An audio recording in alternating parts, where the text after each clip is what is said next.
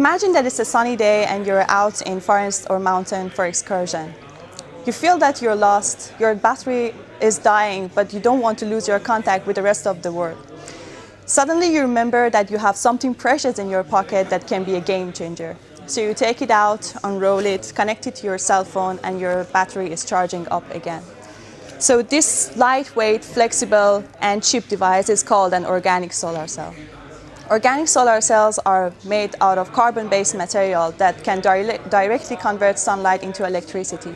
They do it with no pollution, no noise, or moving part. As the name indicates, the main source of power for solar cell is the sunlight, which is a free, reliable, and green source of energy. It is, as an interesting fact, you should note that the power from the sun that hits the earth in 1 hour can power the whole planet in energy for 1 year.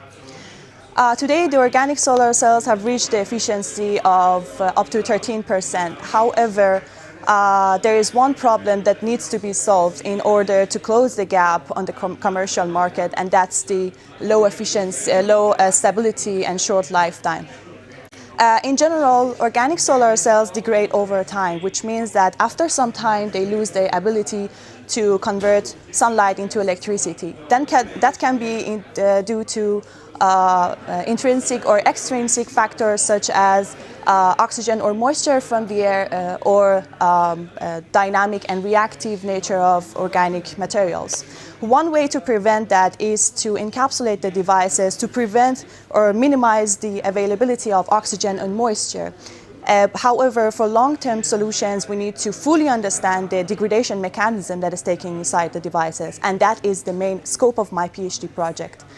As a general or a standard procedure, we put the devices inside the climate chamber, that can simulate the outdoor conditions for them.